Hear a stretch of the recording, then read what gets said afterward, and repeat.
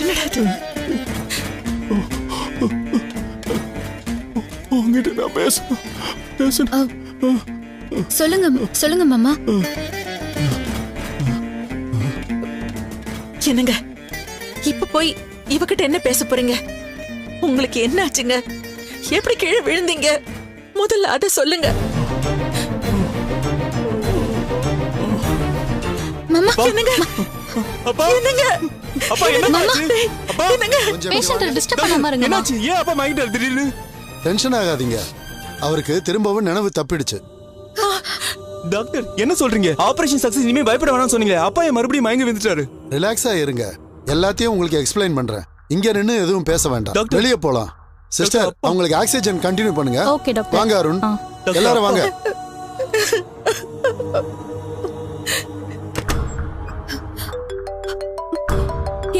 Doctor என்னாச்சு அப்பாவுக்கு? Excuse me, 1 second, I will come back. Okay. Hello Radhakrishnan here.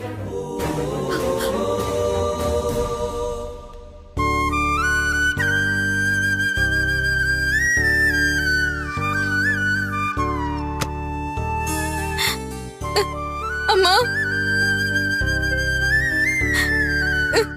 Chitra, அம்மா சித்ரா. அம்மா அப்பா கிட்ட பேசுனீங்களாம்மா?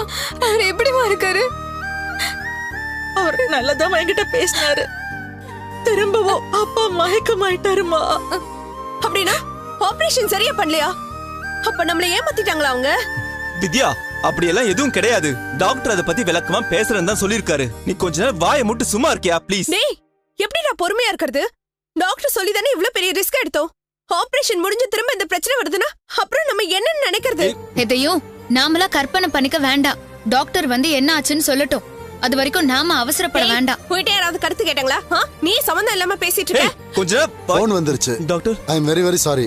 பரவாயில்ல டாக்டர். அப்பாவுக்கு என்னாச்சு? அவருடைய ஆக்சுவல் கண்டிஷன் எப்படி இருக்கு டாக்டர்? கொஞ்சம் மறைக்காம சொல்லுங்க ப்ளீஸ். ஆமா டாக்டர், இனிமேல் பிரச்சனையே இல்லைன்னு நாங்க நிம்மதியா இருந்தோம். அப்பா மறுபடியும் மயங்கிட்டாருன்னு கேக்குறப்போ எங்களுக்கு ரொம்ப பயமா இருக்கு. உங்க எல்லாரோட டென்ஷன் எல்லாம் புரியுது. ஆனா இதுல பயப்படுறதுக்கு எதுவுமே இல்ல. முதல்ல நாங்க செஞ்ச சர்ஜரியோட பர்பஸ் என்னன்னு நீங்க தெரிஞ்சுக்கங்க. மூளையில அடிபட்டதுனால பிளட் லீக் ஹெவியா இருந்துச்சு. அதை ஸ்டாப் பண்ணலன்னா உயிருக்கே ஆபத்தாயிடும். அந்த பிளட் லீக்கை நிறுத்துறதுக்காக தான் ஆபரேஷன் பண்ணோம். அந்த ரிஸ்க்ல இருந்து அவரை காப்பாத்தியாச்சு. அவர் மூளையில அடிபட்டதுனால நரம்பெல்லாம் டேமேஜ் ஆயிருக்கு. குறிப்பா கான்சியஸையும் மெமரியை கண்ட்ரோல் பண்ற நரம்பெல்லாம் அதிகமா பாதிக்கப்பட்டிருக்கு.